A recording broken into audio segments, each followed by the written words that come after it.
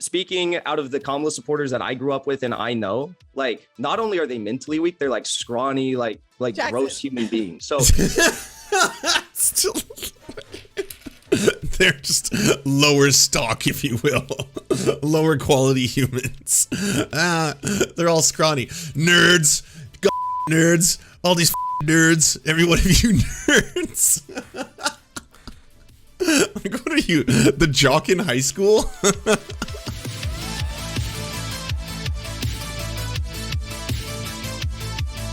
We're about to watch the Bad Faith podcast, the Romance on the Left men's edition. I'm quite excited for this. And if their heart and values align with mine, bring it all over, baby. We'll start something. I'm suspicious of the idea that your work should be the place where all of your ambition goes. So I kind of want to be open to the people who maybe they're working at a restaurant or whatever, and that work is fine to them because it fits into like the other parts of their life they like. do you have Valentine's plans? I do not, Jackson Hinkle. I do not have come out to Valentine's LA plans. with me. Come out to LA. We'll have a great. I know I'm not from a marginalized community, but we can have a great. I know, and I'm only 22. But we Jackson can have a Hinkle is great gonna time. shoot a shot. Jackson, you are 22 years old. You were born in like 1997 or something. Oh, giddy up. Giddy up. This is going to be fun. Am hyped today to do a Me too. follow-up episode on one of my all-time favorites, our Dating on the Left panel. Last time, we happened to have a roster of women discussing what it's like to date as a leftist on the left, the specific perils that one encounters when your politics are a significant part of what the heart desires. I am joined by an all-star panel today. We have James Fauntleroy, host of the JB Font Show and co-host of Revolutionary Blackout Network. Welcome, James. Thank you so much for having me. We have Jackson Hinkle, host of The Dive. Welcome. Happy to be here. And Bertrand Cooper, returning to the show, who is a writer and author of one of the more viral pieces of literature to go around the internet. Welcome back to the show, Bertrand. Thanks for having me. I'm excited. All right. I need to first just, get a sense of where we are. Whom among us has attempted to date in the COVID times? I have. I've made that attempt. Okay, just one. James Jackson, are you booed up or are you just... Oh, yeah, I'm the enlightened centrist right now, you know? If this was a political compass, yeah, that would be, I guess, where I'm placing myself. Oh, I'm guessing most people have asked me to do, since we're on bad faith, to do something bad faith, right? Here, we'll do a very bad faith thing. I'm gonna poison the well on this dating show before we even begun by playing this super clip. Hold on. Cancel me. There's people sharing all these clips out of context over the weekend. Yeah, you do have a lot of dumb fucking things you've said, and people clip it together because you are a dumbass. You know, some of the clips that were I stand by everything I said. I stand by everything I said. I do everything for the clout. Nice. You will never see me do something not for the clout. That's the only way I operate. Because my approach is like, be the nice guy. But at the end of the day, it's all a facade. And like, it leaves girls hurt. So I've seen it too many times. At least with Haas, you're going to get an honest man up front. So you're saying you objectify women on the low? Haas just seems a little I cranky. told you like 3 times on this stream that Yeah, I can't tell if you're being I'm honest. literally engaged in exploiting women for their clout at this point in my life. If I like you enough, maybe you don't have to sleep on the street in front of my apartment. I personally don't want strong-minded like shorties up in my shit because I want to be the one manipulating them and exploiting them. When I bring chicks to my place, I only have 2 toothbrushes. One is for me, and one I use for every other chick that I bring over to my house, and I tell them that it's a new toothbrush and it's only for them. Okay, that one I have to speak out against. That is just fucking gross. I'm guessing it's probably an exaggeration for the stream. You know, you wanna be a little more entertaining, a little more engaging, but that's like that's a horrible practice. If that one actually turns out to be true, that's absolutely disgusting. I don't understand. And maybe this is just because it just sounds so pickup artistry. Why demeaning women adds anything to you? Like, what do you get by just treating women in the worst possible fucking ways? And then it's like, yo, bro, I made her share the same toothbrush. Yeah, that the other 20 have been using. I know. Yeah, they've been spreading all kinds of oral diseases. It's happening. Cats have 9 lives, so if a pussy's got more than 10 bodies, she's dead to me. I'm fucked by the end of our relationship. Your confidence shattered. Your bank account emptier than it is right now. I will be the one who comes out on top The real question is whether or not you have followers for me to exploit. I learned all the matching signs for sexual compatibility. So she said some shit as to like what zodiac sign she was. I'm like, I'm a Gemini. I'm a Gemini. Oh my God, we're so sexually compatible. I'm a Virgo. Well, Juno Sanja. Yeah, the exploitation is fine, but I draw the line at violating dental hygiene. True. That's too far. All right. Everything else was completely acceptable up to that point. wouldn't say I'm a dickhead. I'd hope you'd say I'm not a dickhead. But do I have, I mean, like, I don't think what I said is even like near like dickhead levels. What did I say? I said I made a joke, and then the other thing I said was that Vosh is creepy and I'm not creepy and I'll probably finesse your girlfriend. That's all I said. I don't think that's even close to dickhead levels. Yeah, you do have a lot of dumb fucking things you've said, and people. Okay. So that's a precursor to the special. Jackson, you go first. Go ahead, Jackson. Go ahead. I got out of a long relationship like at the start of COVID. Okay. And since then, I've just been having fun. Okay. But yeah, I'm currently not booed up. What does having fun mean, Jackson? Having fun in Los Booed up. Angeles means different adventures every night. Jesus Christ. Okay, I should also ask you guys, if it's not too forward, how old are you? I'm 22. Okay, James, how old are you? 37. Okay, and Bertrand? 33. And I should add, Go ahead. boot up, just in case my girlfriend watches this, boot up. Yeah. Good, I'm glad we have a representative. I think it's interesting and telling that there were no boos on the all-female panel, but that's a conversation we'll circle back to. Now, James. I am boot up, though. Okay, James is boot up as well. All right, I'm glad we added Jackson then, because then we have a little bit of diversity. So, James, you did date, or did you not meet your boo during the COVID cycle? I met him before the COVID cycle. Okay. Were you guys, like in a couple before COVID, or did it like cement itself at all during the COVID cycle? Like, were you still dating during COVID? We were a couple before COVID. It's kind of interesting because this is going to be kind of weird for people to hear, but I'm also in a non-monogamous relationship, traditionally non-monogamous. Excellent. The concept of it is actually growing. You see people like Based. Willow Smith. She actually came out as polyamorous. That, not saying that I particularly am polyamorous, but I am surrounded by a lot of polyamorous people. And so they are, now non-monogamy is becoming more of a trend. Not necessarily a trend, but people are more open to it because they're realizing that. Yeah, I think people are becoming more accepting to it. Fall into a default relationship style within a relationship sphere. So some people are, in different types of relationships now. So yeah, so when I said that I wanted to go straight to Jackson first, it was that I am boot up, but you also date. I also date, yeah. Okay, so I want to ask, Bertrand, I have to ask you too, did you meet your partner during COVID or before? Yeah, so I'm an interesting person for this because I was in a relationship. I was high school sweethearts until last year. So I was with my ex for 15 years. Oh, wow. Got divorced or began the divorce process last April. Then tried to date. That was interesting, coincidental. Everyone in LA is like poly. So I experimented with like one of those dating sites for like a second, but I hated writing a bio. Everyone in LA is poly. I didn't know that. Wait, so what's the issue with, is it a poly-specific dating site, or you just generally speaking found the dating sites to be off-putting? So this was specifically for people who were poly, or at least felt that they were in that spectrum. I was learning a lot of acronyms as I went. There was so much there, but yeah, it was specifically for that, or people who were interested in some ethical non-monogamy situation. There were a whole bunch of varieties, but I was always comfortable like just walking up and talking to people. So bars and clubs and things like that were faster than that for me. So I met someone.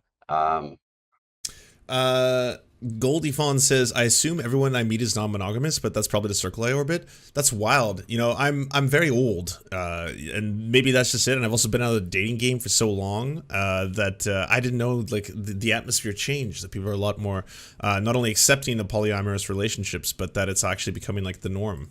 Yeah, just in real life. Wait. So in COVID times, you met someone going to a bar or club and walking up to them and talking to them. And I should also define here, because I might be out of are we still in COVID times? There's COVID time. What's the parameters of COVID time? I'm assuming we're still in it. I mean, we have to have vaccine passports here in DC. Like, it's COVID times.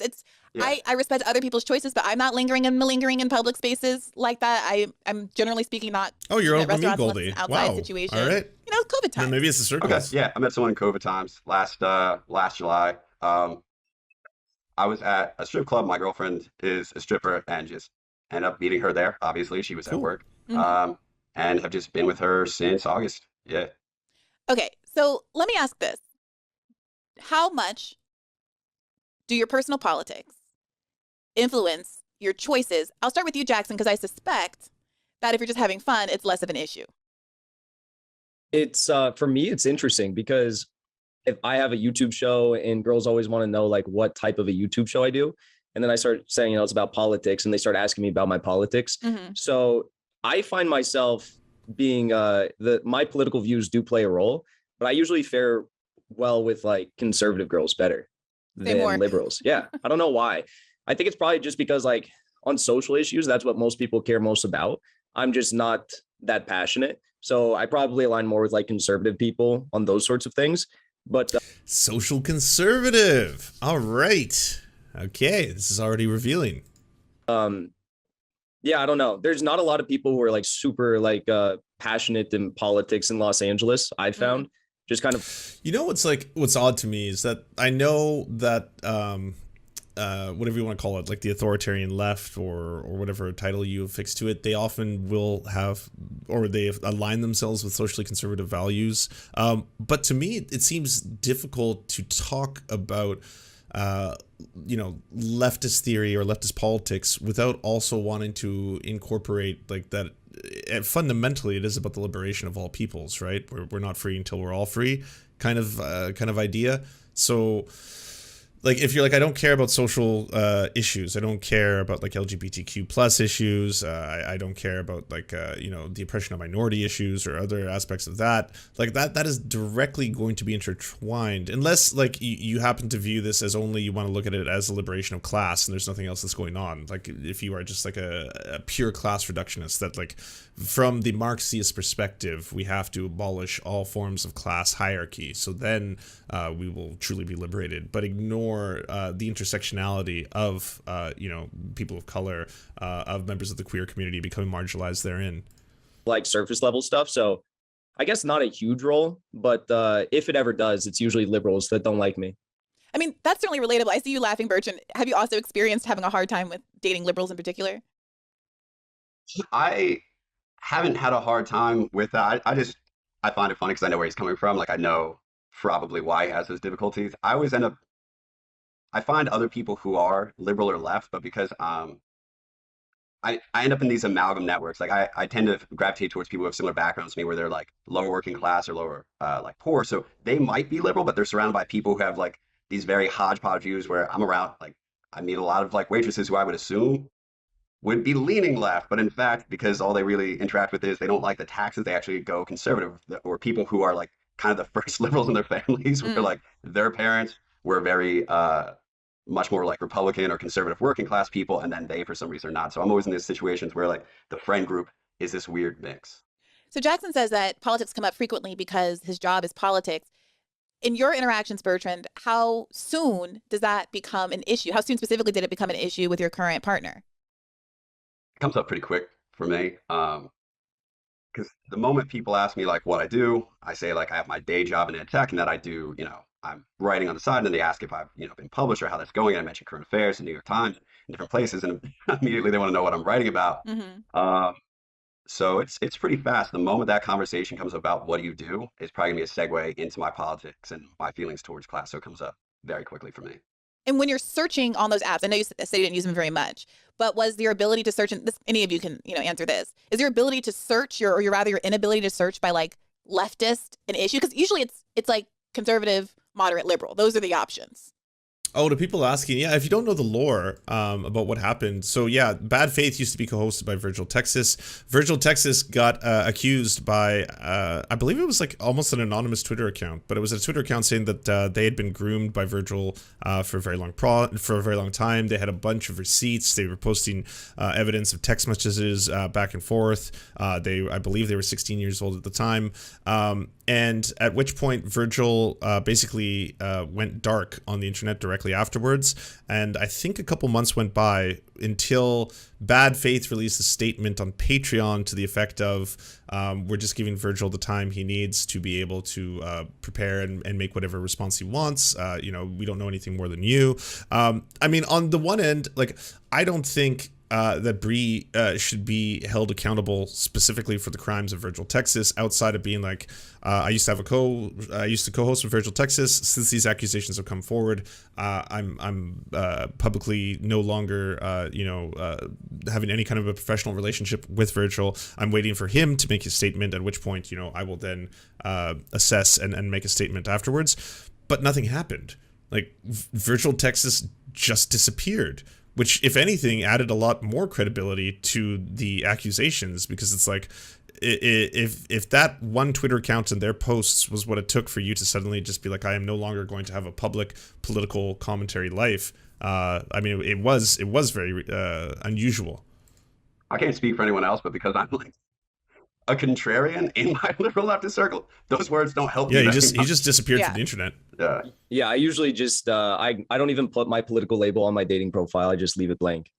Interesting. Yeah. That could go either way, Jackson. That could be a red flag. But I mean, maybe it doesn't matter to you. But I keep my well, that's just the thing though. I feel like when you're confined to like liberal or conservative or like modern, I think is the other one that Hinge uses.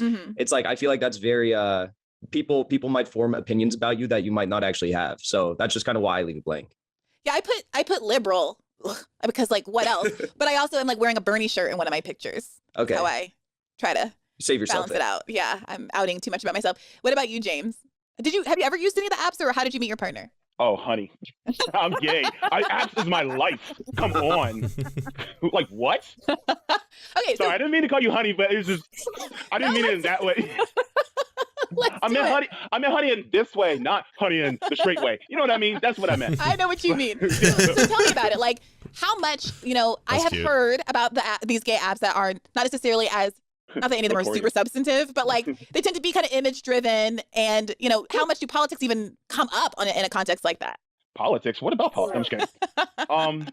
So they can definitely come up. I got lucky with my boyfriend because we met, and he's more of a gamer. But when I started hearing, as we were dating, about his politics, I was in the process of moving towards the left. So of course, it started with me supporting Bernie, and I was, talking about, different things like Medicare for all and the Green New Deal, and he was right there with me. He was like, yeah, definitely. And as I moved left, I started to see more how far left he was, and so it got to a point where I was like, well, yeah, housing is a human right, and food is a human right, shelter is a human right. I started saying all these different things, and he's like, yeah, please, definitely. And so I kind of got lucky, but at the same time, when talking to other guys, here's the deal, and I think I'm the only queer person on the panel, so queer representation. A lot of queer people typically default in the liberal circles. So I don't really ever have a chance to date or talk to anybody that is queer and conservative. So that's like a unicorn for me.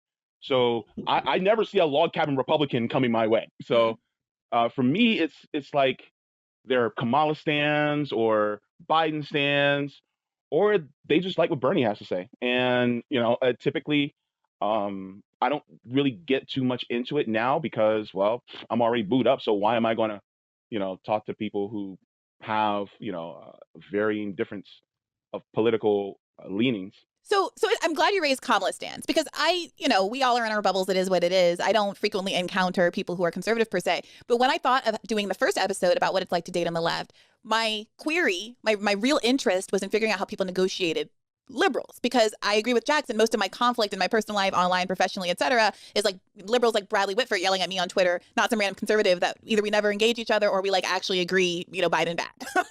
So I'm curious, when I put that question to the lady panel and asked them would they date a Kamala stan, people lost their minds and like strongly objected to the idea. Oh, I can't tolerate, I can't do it. And I feel like you guys are just like not that pressed. Would I date a Kamala stan? Yeah. That's the question? Yeah, that's the question. I think the question probably is like, what would a Kamala stan date any of us, Like, I don't know. Well, I was seeing a girl for a little bit, and like a few weeks ago, and she was like a Kamala. I think I don't want to give too much away, but she was a Kamala stan, and she's very, very political, and she got over me just because like she would say some I don't know if we can some dumb stuff, and I would just be so frustrated by it. I'd be like, what are you talking about? So I think I'm open to date anyone or go out with anyone, but I don't know. I think maybe it's an issue they have with us. Well, can you give an example of the kind of thing that she would say that would cause you to respond somewhat critically? Well, yeah. So she does political work, and she does debates and stuff like that. And we were out one night, and something came up about me being in politics, and I said I was a communist. And someone said, well, what do you think about like China and the genocide going on in China? I said, there is no genocide going on in China. And she lost it on me. So that's an example of one thing. I'm sorry. They do lose it. Yeah. Okay. We're getting a little too base for this show.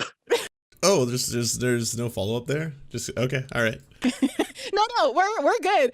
James, have you ever had a moment like that with your partner? No, you guys have been growing perfectly left at the same time, at the same pace throughout all of this. Damn, you know what? I honestly think that he was probably further left than I was when we first met. That's probably how I think it was. But as far as dating a Kamala stan, that's an interesting question. I wouldn't date any stan, period. The reason being is because I stand policy and not people. And if you're the type of person that stands a politician, good answer. I'm going to be like, well, what is it about? Like, what policies are most attractive to you? Because that tells me about your inner person. Do you believe that how, you know? Well, a Kamala stan is, you know, that standum is based in loving a strong woman in chucks and pearls who knows how to wear a blazer and represent in the White House. So we all know what that is. But let's take the word stan out of it if that is, you know, derailing a little bit. Would you date someone who, you know, voted for Kamala, you know, a hypothetical person who could vote for Kamala Harris in the primary? I mean, nobody's perfect. So, you know, it just depends on where look, there's some people who voted for Biden and they regretted the decision.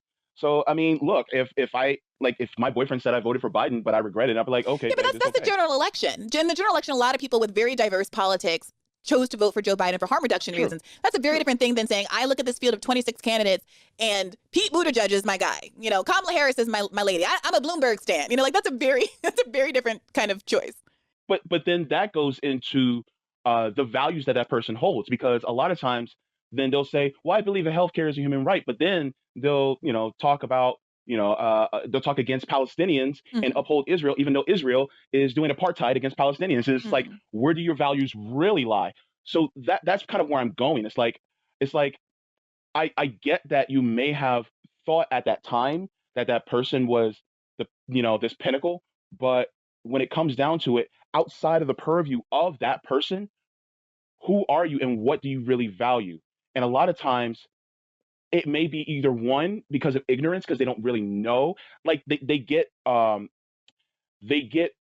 of brainwashed by the chucks and the pearls and thinking that person's a strong black woman. But at the same time, it's like, well, was she that strong? Because, I mean, look, Steve Mnuchin gave to her campaign and she was supposed to go against, she was supposed to prosecute him, but she never did. It's like, was that really strong? You know, so have you had one of those conversations before? Have you actually had to go through that with a romantic partner? No, because I mean, then again, I didn't really get to date as much because I didn't come out until I was like 33. And so, interesting. We've got a Pete. We've got a Mayor Pete in our hands. No. The only thing you have in common. No, not Mayor Pete. No, not Peter Paul Montgomery. No. Bree, no. All right. No, I do not mean to offend James. It's just like no, you didn't offend me.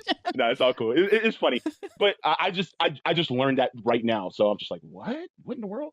Oh, that Pete came out late in life. Yeah, later in life, relatively. Yeah, I had no idea, but hey, okay, that's cool. But I came out, at 33, and then literally like 6 months later, I met my boyfriend. That's also very much what happened to Pete Buttigieg. Cam with the message, Lance is a Trudeau apologist even when he criticizes him. Lol. Great lol. Is that because I'm not supporting the trucker convoy, the white nationalist trucker convoy? Fuck the convoy. Fuck Justin Trudeau. We'll say both of them at the same time. But I won't belabor that comparison. Free Chasten. Bertrand, I need to ask you here. We've been talking about this question of like, would you date or would they date you, someone who is, kind of a hardcore liberal? how much was this an issue that came up when you first met and started dating your partner? It wasn't an issue because the person I met, what's even the word? I don't think I'm drawn to people whose political opinions are just like as intensely defined as mine, possibly because I don't know that I'd permanently want to be in these conversations all the time. So I tend to look for people who seem like they have, I'll say like the values, the virtues behind liberalism, like uh, really simple stuff. Like in LA, you're constantly. By the way, even though we're watching this for the lulz and all that kind of stuff, I do want to point out that like I don't have anything against the concept of the show in principle. I think there actually should probably be more shows like this that talk about issues like dating from a leftist perspective, romantic relationships from a leftist perspective. I think that like there's obviously a huge lack of that kind of content. So in principle, like I would like to see more of it. I would like to see more people having healthy combinations of talking about romantic relationships and how does that affect you, especially if you're coming at this from a leftist politics side of things. Passing homeless people, and I want to hear what do they say when someone asks us for change, or when we pass like an enclave of homeless people. Are they going to say something unkind like looking at them, why are they here, or are they going to say like that's really sad, we should do something about housing or something like that? So I'm looking generally for them to be kind and have these sort of values that inspire my political beliefs, but I don't know that I could really handle somebody who is standing for anyone. I like what James said about the policy. I think I could get with that. But guys, come on, that's a little bit of a cop out. Like, ignore the word stand, because if that's derailing the conversation, you know what I mean. The reality is these things come in in groups, right? Like if someone, you can sit and say like, most liberals, I would say, aren't like blatantly saying like, let's kick the homeless and PU, I want them off my sidewalk. But they will very much say, I don't want this, homeless shelter to be built in my neighborhood. I don't want my school district to integrate with the one next door because it's going to hurt my kids' educational attainment. All of these kinds of NIMBY type things. And then they will go and support, candidates that don't actually support the kinds of policies that would, end homelessness, like Bernie Sanders had a plan to do, even though they're like nice people. I would say that, talking to my girlfriend and everything, I was checking to see like where these, especially because all of my work's focused on my concern for the poor. So I was interested in all those opinions. I guess it feels like it's simple in my memory because she checked out so quickly. John says, maybe Lance, but this is kind of vapid. I think I'm too much of a materialist. Well, here's the thing. I think like content, like talking about, say, relationships or, women's issues or men's issues. I think those, let's just say venues, they're dominated on YouTube, on TikTok, everywhere by the worst possible people. Like men's rights advocates have kind of dominated the how to be a man and how to like date and flirt and that kind of stuff. And that's really, really damaging to have. Like if young men are turning to the internet and they're like, hey, I don't have people in my life I can talk to. I want to learn some stuff. I want to learn how to meet women. I'm gonna Google this, and it pops up and it's like Vrooz Voosh or whatever that motherfucker's name is, and then he's just talking about how consensual rape should be a thing, and that hey, the best way to pick up women is to treat them as horrible as possible. You got to nag them, all that kind of shit. Like it kind of just becomes the domain of the worst possible people. So I think there should be people who produce that kind of content, and if you personally aren't looking for it because you want to learn about theory or like the material conditions or something, you would be able to then watch something completely different. But to people who are looking for that, that'll then be available to them so that they're not only getting that kind of shit from the worst possible people all the time. Like it's just like, okay, there's no like hard clashes here where the NIMBY stuff that would have gotten to me really badly if it was something like expressing all these general anodyne opinions of support for the poor, but like your dream is to like live in a suburb that there's like no poor people near. So if she had any of those, that would have been an argument that might have been too much for me to be around. It just didn't come up. Since my dating experience is not extensive, I don't have like a lot of stories of like, what would I do if I was actually in that conversation? I got to hear someone slip and be like, yeah, I just don't want to be close to where the homeless are. I just want to be far from the city. I've never actually gotten to be on the other side of someone like expressing one of those, that paradox between like wanting to support, but just wanting to make sure that they're far away from like actually having. I don't know what's going on here. And this came up in the women's one as well. There was a big men are trash vibe in the women's one, except for Kate, who's bi, who also offered that women are trash as well. Fair enough. I wouldn't know personally. However, like the vibes that I'm getting here are like. When it comes to dating, let's just be real. People are trash. You can say that. Doesn't matter if they're men, women, non-binary. There's going to be a lot of trash. People are going to be trash. Women actually are fabulous. because or gay men are also fabulous, also not an option for me. Yeah, yeah. Because like or that you guys just like aren't as invested or something, where the conflicts aren't emerging to the extent they were with women. Because I struggle mightily to meet people with whom there isn't a great deal of conflict, no matter how much I sublimate my own beliefs in an effort to just get along. I was seeing someone at one point who was he liked Bernie, but worked for Biden. Like, I and what I mean by that is just like, you know, people can be unbelievably based. People can be horrible. I don't like when people fall into those character, like those stereotypes, this paradigm where it's just like women are manipulative and they're just out to like get your wallets, men. And then it's like men are just sexual animals and all they care about is smashing. And that's just basically that's like the Venus and Mars. We've got the dynamic. We've got this and that. And personally, in my experience of dating like tons of people over the course of my life, some people are just shit. Some people are super shitty. It doesn't matter if they're men or women. Like, I don't have a lot of experience dating men. We're just hooking up with them.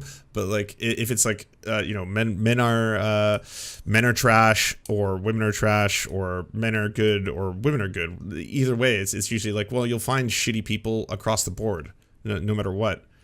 And agreed with me broadly, but I hope you don't like Sean Penn. Didn't Sean Penn, is that like, I've heard people tell me this isn't a true story, that Sean Penn was drunk and he abused Madonna at one point in his life. But no, I saw what he said, something to the effect of, men have, in my view, become quite feminized. There are a lot of, I think, cowardly genes that lead people to surrendering their genes. Cowardly genes. Okay, eugenicist. It's the weak genes of the lower class humans that make them dress like women. there was some pushback sometimes on the occasional issue, one of which was student debt cancellation, which everyone knows is my hobby horse.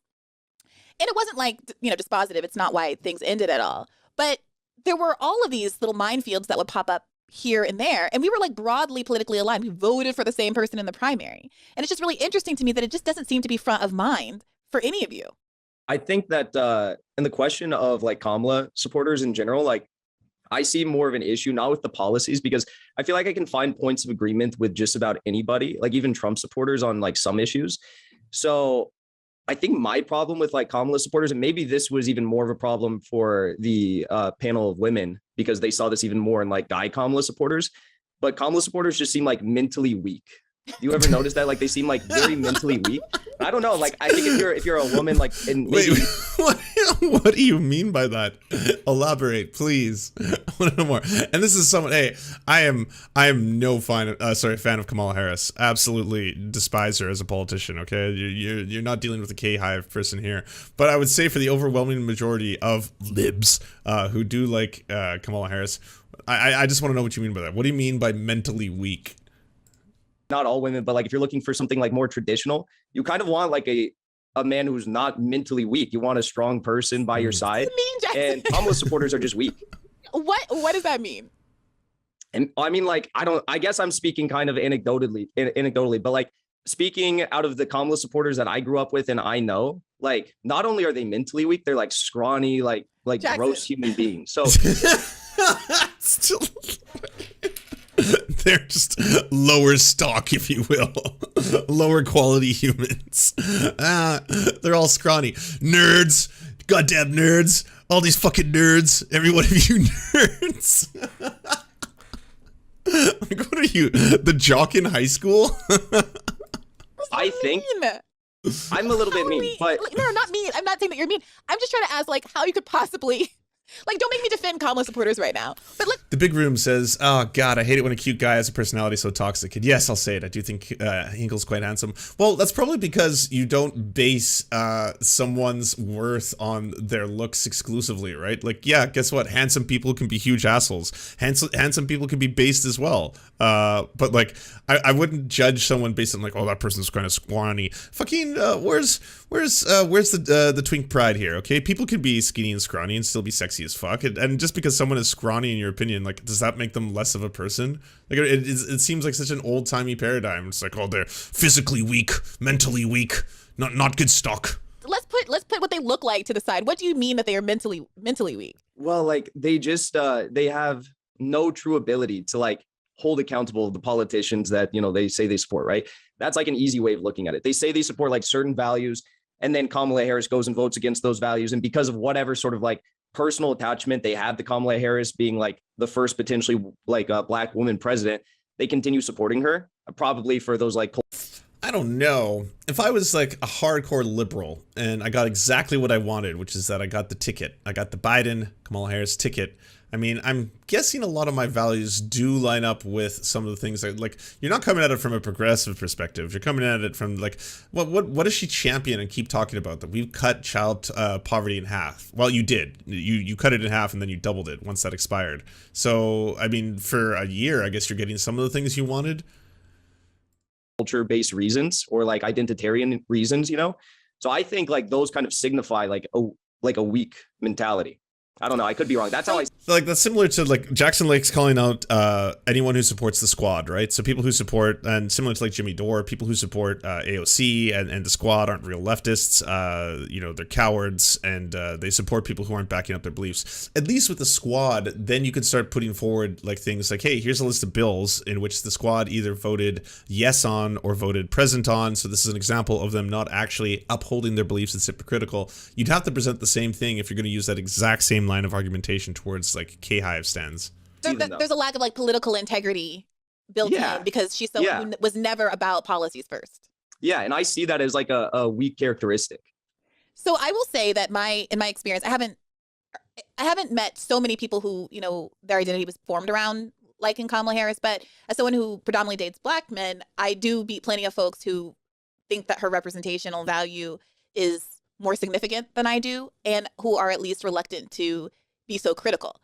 I also have seen a number of non-black men, usually white guys, who seem to be performatively wearing Kamala Harris t-shirts in their profile pictures in an effort to telegraph either an interest in black women or that's really to women broadly speaking, that they are like down and woke and like just friendly with black women in a way that might be appealing to if you're doing that, that's a white partner. Have you experienced anybody trying to telegraph politics in those kinds of ways on the app? I know you don't use them, Bertrand, but I was just gonna say, like in LA, everyone is very apolitical on the apps, so I don't really see any politics. That's so, I don't understand. Yeah, go ahead, Bertrand. I would have how to put it. I guess on the apps it's slightly less political, but I will see people when it comes to racial issues. I would say a lot of LA likes to like announce which side they are on for that, which maybe doesn't strike. A lot of Black Lives Matter, a lot of like stuff that. So it won't be as like clear cut as like saying liberal or something like that, but there's certain key issues where they want you to know where they stand. So I see that all the time. Or even if you go from like some of the dating apps, you know, they let you can see people can put up like an Instagram or something so that you can see like more of like their general life. And especially on Instagram, people seem to like add at least where they stand on, you know, BLM and things like that. So you can get politics out of it, I would say. How does that make you feel? How do you respond to that kind of signaling, Bertrand? You're mixed race, black and white, correct? Yeah. How do you respond to folks who are not black, who seem to be signaling, you know, sympathy or identity of interest with black people by putting Black Lives Matter in bio? It makes me nervous. Like I'm not going to enjoy this. Like I'm not going to enjoy this conversation. It's definitely, when I see that, it just makes me nervous because. So there's one ideal fantasy version where it's like, okay, this is a really thoughtful opinion. This is something that they're actually interested in, that they've really developed an opinion on, that they're going to say a bunch of things that makes the reason why they're doing this really understandable to me. And then there's all these terrible nightmare versions where it's just signaling or it's just performative. Actually, worse than just signaling for me is signaling that's followed by like the most cursory opinions on every racial issue, where they're just kind of like towing the line across the board for what they think a liberal in their position is supposed to feel with regard to race. And I'm just gonna be sitting there like, wow, I can't easily agree with any of these opinions. So you have been in this situation. You've dated enough to be aware that this is like a thing out in the ether. It is a thing. I feel like you're really trying to be with someone. I don't have an agenda. I'm just trying to get a sense, because I can tell you, this feels very different. What's it like? What's it like? I was gonna ask, like, for the whole panel. For me? Yeah. Like, In what context? Just like what when you go on like a dating app in DC, is it like is it all political people and politics? And that just seems overwhelming. well, no. Like, don't you want like a nice, like political, thoughtful, but apolitical guy from Los Angeles that doesn't wear his politics on his sleeve all the time? But my little brother lives in LA, and sometimes the joke is like, I think that I need to go move there with him, and that my husband definitely is in LA but I think, look, I don't need politics to be front and center. I would love. Oh, have we already started the flirtations? Could be. My preference is to sit around watching trash television and to not be able to check out of my life. And I have dabbled in that. I have dated guys that are in fields that are very different than mine, that aren't lawyers, that aren't in politics, that are, athletic trainers and things like that, like completely divorced from my world. And there was something nice about it. But then sometimes something will happen. Like I remember around Force the Vote, I was seeing someone who was not of this world. And it was so difficult to try to convey what was going on and why I felt so beleaguered at the time. And I would be like, oh yeah, it's hard because today on the internet, these 5 people with hundreds of thousands of followers decided to, we were friends and they were not. And there's this rift on the left and look at this YouTube page and that YouTube page. And like, it's just like no normal person understands that, which is like attractive. But also at the end of the day, I couldn't get the level. They were like, oh, okay, I'm sorry you had a bad day. Like yeah. it just so wasn't what you're saying is you want the guy that will be able to understand Force the Vote and also be able to not focus on that all the time. Well, no, You might honestly, live in LA. mostly it's not to Force the Vote. Mostly I just want someone to be nice, to have figured out what they want out of life. What if we met at the Force the Vote rally? What if we met there? What if we kissed at the Force the Vote rally? And not be 40 talking about, I don't know if I want to be in a relationship. Like, I cannot. And, like decent. Like, the bar's on the floor. I'm not gonna lie. Yeah, I was going to ask about that because, like, like I said, a lot of people, I don't know everybody's, like, background, but a lot of the people I date are either, like, sorry, a lot of people date. I've been dating one person consistently. I can't reaffirm that enough. Bert just keeping his nose clean. He's like, she's not going to get me. LA's a crazy place. You got to confirm things all the time. A lot of the folks are from like poor or lower working class background where like it's kind of like I don't want to say they have no political views, but it's a more apolitical vibe where it's like, it almost feels like I'm able to think about politics so much because it's part of my job. And then for the folks I'm around a lot, it's not part of their job. So it's like it takes up some mental space, especially around like elections or things that pick up enough steam. But they almost have that thing where it's like they're really focused on, say, their work and then relaxing from that work, and their work is so removed. Whereas like my work, I'm in education part of the day, writing about things that intersect with politics. So when we're together, it seems like we just align in such a way that it doesn't come up as much. And so you're saying the bar for you is like just down at the floor and you just want nice and decent and whatnot. The Big Room says, I hate that cringe causes me sympathetic embarrassment. I'm beat red here. It's not maximum cringe yet. I don't feel like I'm too cringed out. I too have a low bar for cringe tolerance, but I haven't reached it yet. I was kind of assuming that you were like around a lot of people who maybe also worked in politics or also like devoted a lot of mental space to this. No, I'm not around anyone. It's COVID and I live in a studio.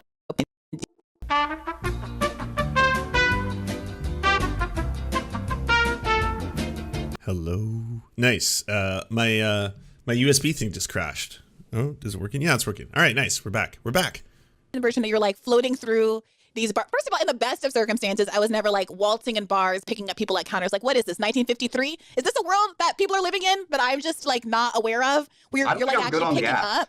I think on the apps, like picture-wise, I kind of look, you already said we can curse. I think I probably look like a fuckboy on an app if you just see like a picture of me. And in person, I seem like a much nicer, likable individual who is not a fuckboy. So like the apps don't serve me. That's my opinion on the apps. See, I'm with James. Like I have like big gay man energy because I live on the apps. The apps, I would never meet anybody if it weren't for an app. Like I can't remember the last time I met someone and dated them whom I met in real life. The first 2 dates I went on was just like at a bar. One was I had been there a few times and I knew a waitress kind of liked me, so I just asked her number. The other time was just I saw someone across the bar and went and asked them for their number. I just realized I'm really running out of time quickly here, so maybe we have to skip to near the end of this to see where it goes.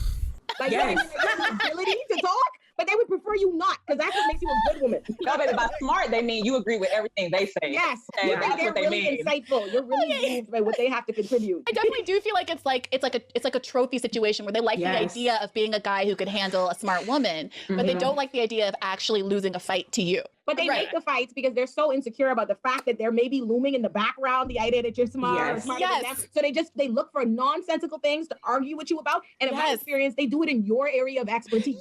Yes. What on earth is happening here? Oh my God. Is that a regular thing? Because I'll be honest, so my partner works in architecture and knows like, I know nothing about architecture. I would never sit back and then try and have an argument with her where I was like, well, actually, I actually think that you have to place concrete padding a quarter inch further from that door frame. Otherwise, you might have, like, I have no idea about any of this kind of stuff. What? You are speaking to me so directly, it's insane. It's like I argue professionally for a living, both as an attorney and now in this capacity. And you're gonna ask me something about politics and then get upset with me when I disagree with you. And I'm like, agree to disagree. We don't have to talk about it, agree to disagree. But then that's interpreted as me like disrespecting their intellect. Does that resonate with you? Because to me, that was very true to my experience. Resonates with me. It resonates with you, Jackson, because you're trying to argue with these women down, or because they're trying to argue with you? No, because I took this one girl out on a date, happened to be a stripper too. And we went out for brunch, and because they can't go out for dinner because she's a stripper. So we went out for brunch, and it was the most boring date I've ever. Because what, she works 7 days a week? What is that supposed to mean? Ever been on in my life. Like the individual in that video just said, like she just didn't talk. So I was like, I need someone who at least talks. And that's like my standard. It's like, I need you to at least talk. So then I left the date halfway through. The bar seems she's like, are you not having fun? And I'm like, to be honest, no, I'm not. Like, you're very boring. And I left. Then she called me back later and she wanted to like hang out later. But I was like, how do you expect to get through life if you don't even talk? You know, it's so weird. I don't understand what's happening. Yeah, okay. That's why I wanted to ask, because like I'm not even someone who really likes telling everyone that I meet about, like, I don't want to get into that conversation all the time, but it obviously comes up in dating. And it certainly comes up when you're with someone. But yeah, it almost feels like people hear how much time I spend on my opinion, so they just want to defer to me. And that might just be like women playing nice, or maybe they've No one defers to me. No one defers to No men defer to me. Really? No one defers to me about a single thing. That's impossible for me to imagine. That's sad, because the thing is that you know what? And I said this to a friend, and I'm gonna say it here. It's whatever. I feel like women should stop apologizing for existing. Right. That's all well and good, but that also is a recipe for singledom. Hold on. Then we need to talk to our brothers and be like, look, you guys need to stop demanding women to apologize for their existence, because guess what? Without them, you wouldn't exist. And so therefore, that's what you need to start listening to them, because they have a lot of knowledge too. Because they don't care. Nobody cares. Like, well, maybe we guys should make them care. I care so deeply about that, you don't even know. Jackson, Believe me. Don't look. I mean, you're so young that I can't. Okay, the cringe is ramping up very rapidly here. Okay, I'm getting, you know that level you feel like everyone's got that tolerance. Mine went from like, it was kind of in a very calm, same little area. Like the barometer was kind of like the giant ball at the bottom. Like that was full, and there was like a little bit of the red moving up, but it just out of nowhere went to like free, like almost at the top. It's about to explode. I care so deeply about these things. Really, I do. This is my experience. Maybe I've overstated it. It's not that nobody will defer to me about anything, but there are extremes of people who say this. Men write in their profile things like, oh, I love a woman who can debate. Like, I love a woman with opinions, have something to say. That's a red flag. Because what that really means is... Lance, it happens all the fucking time. Then my prescription here would be, and this is, I guess, to the fellas, to the fellow straights. Yeah, if you're going to be in a relationship with someone, ideally you want to find someone who's capable of challenging you.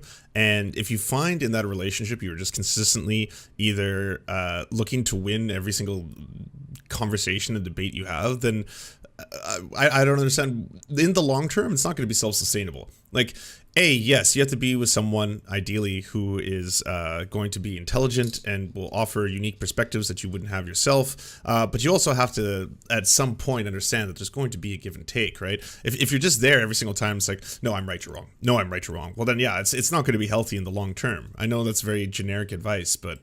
I'm about to find someone who challenges you and not listen to a thing you say.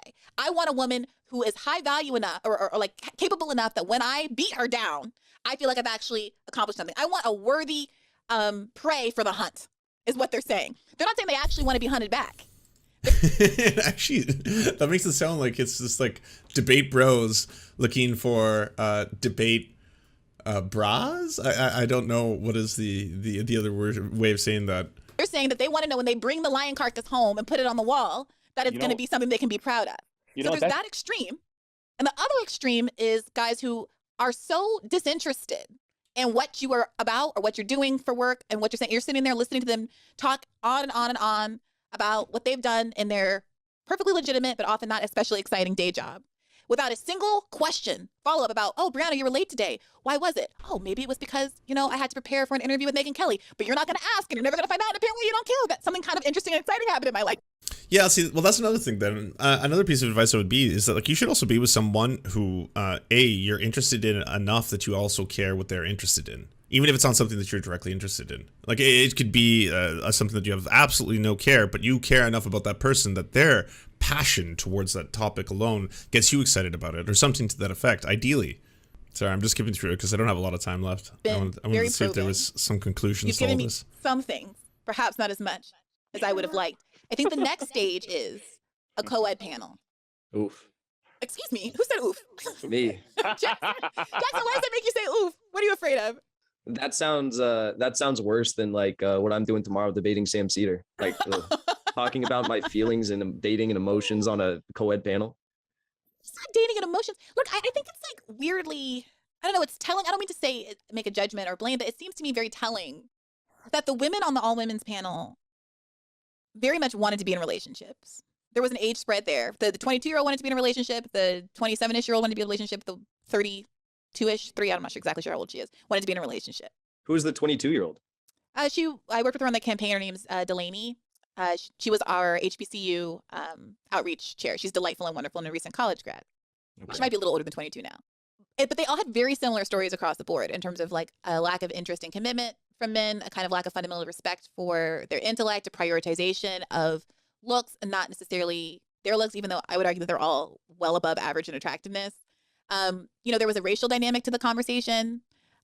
Kate Willett had a somewhat different perspective as someone who's bi and who also dates women, but expressed a lot of frustration about like fuck boys, to use Bertrand's parlance, and people who were just not serious. Like they weren't serious.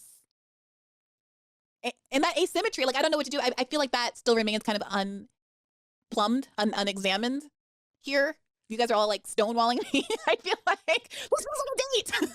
No, see, here's the thing. There's a lot of us men that actually want the same things.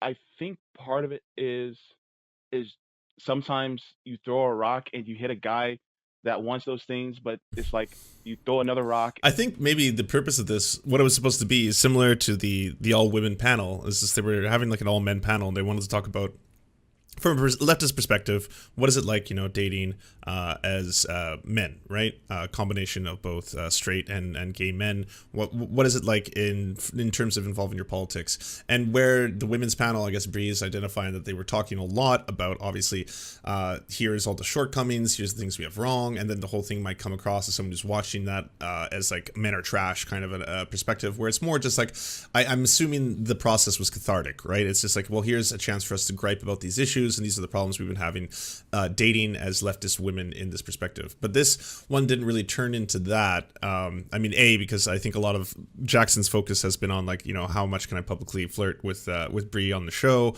Of all of them, I think I've liked his perspective the most in terms of the way he's presented a lot of these arguments. And then there's a sea of guys that aren't about it. It's tough because the thing is that, I as a gay man, me, like I said, Bree, I'm broke, so I know how to get things for cheap. But so, not that the gift was cheap, it's just I know how to get things that are very affordable for me. Mm-hmm. But also, and this was pre-COVID and when I still had a job, so don't come after me, people. But what I also did was I also sent him chocolate covered strawberries, and I sent him his favorite flower, because roses are so cute. Roses are so overdone. Cliche, sure. Yeah, because, and it's like, yeah, baby's breath, roses, yeah, whatever. It's like, what is your favorite flower? Do you like sunflowers? Do you like tulips? Do you like, begonias? I don't even know if I said that right, but whatever. What do you like? Yeah. Yeah. So it's like, what do you like? And he's also a gamer, so a video game. So the thing is, that sounds very thoughtful. But the thing is that that's a huge get. I would like to do that again. I don't know if I will be, but the thought is there. The thought is there. It's recorded on the podcast. It registers. It's locked in. But the thing is when it comes to finding love on the left, and this is going to sound kind of cliche, I apologize for this, but most people who I meet typically on the left typically have a love and compassion for humanity. So that love is there, right? But at the same time, when it comes to finding a romantic love, it's just people are people, and it's going to be difficult no matter what. So the left is full of a bunch of Ralph Naders, you know, full of compassion and helpfulness to everybody, kind of. No, that's not what he was saying. That's too bad. I thought that was a really good point. What do you mean by So sex? What does that mean? I tend to like a sort of clean cut, preppy guy, like aesthetically. You know, not like very tattooed. This sounds good for Jackson. Don't get mad at me. Like, don't like tattooed people. Like, don't get mad at me. I've dated people with tattoos, but like, I tend to go for a J. Crew kind of look. What you're saying, Bree, is you're looking for the Dan Humphrey to your Serena Vanderwoodson. Oh Lord, have mercy! Please don't do this to me, Jackson. I'm just asking a question. I mean, I'm looking for my Dwayne to my Whitley. I don't know. I'm trying to think. I mean, yes, on some level. But I got that reference, by the way. Which one? The Whitley one? Would a physical copy of a game come off as trying too hard? Hey, what's key is if you're buying your partner, doesn't matter who they are, men, women, non-binary, if you're getting them a game, make sure it's a game they want and not just I'm buying you a video game because I know you like video games. That's what goes the extra mile. Did you take the time to talk to, if you're out of the world of video games, you take the time, and this applies in the other direction, if you're buying your partner something that you're not familiar with that world, whatever it is, go find out from their friends what they want, and then that'll mean like 1,000 times more once it arrives. Yeah, because Jackson's just doing this from his own generational perspective, which is fine. I watched Gossip Girl. Gossip Girl's not my. I'm like generation after Gossip Girl. Okay, but there's a new Gossip Girl out right now. Correct. I know. Jackson is too and young Dan for Humphrey Gossip read Girl. Chomsky. Jackson is too young for the new Gossip Girl, which I was watching in law school. The new Gossip. I haven't. No, the original. All right, I think I mind this for all the content that I was going to provide. Long story short, I think this panel could have been a lot better had it not been like an exercise in like how much can Jackson hit on Bree kind of thing.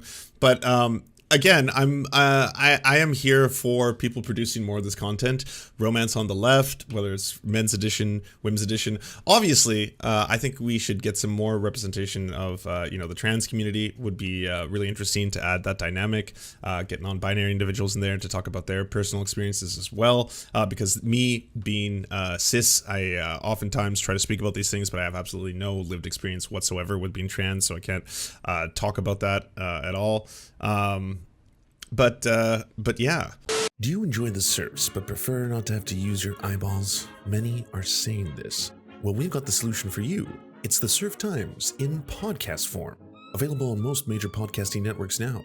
If you enjoy it, please consider leaving a good review and feedback because it really helps the show out, apparently, and it's free. Just like the podcast. To our gods, Xander Corvus and Peyton L. Just, we beseech thee to smite down our enemies. To our monarch, Tom Spiker, we are but your humble court jesters, here to amuse you. To our lords, Trevor R., we give thanks for this spit of land for us to eke out this meager existence. To our knights, Merid, Cheryl Alvarez, Ruby Kelly, Ellie Leslie, Alex P., Brandon, Words Greenwood, Nate, that one guy, Hagbird Celine, Matthew Scarborough, Stellar Vision, Ariane McCarthy, Daniel Sutton, Coulter Smith, Val 9000, Jenna Tall, Quiet 185, Anna Loves Riley, Omni, Riley and Anna, Poodlehawk, The Tim Caucus, Multimondi, Trevor Yanis, Lemmy 101, Anthropophojak, Saren 42, Catherine, Radical Maniac, Ramon Acosta, Nkosin, Violent Orchard, Sophie Baby, Political Puppy, Andreas Chiringuito, Zach Christensen, Josh Mickelson, Todd Buckingham, and Todd Lajeunesse. We raise our flag in a veil, and we salute you, our friends.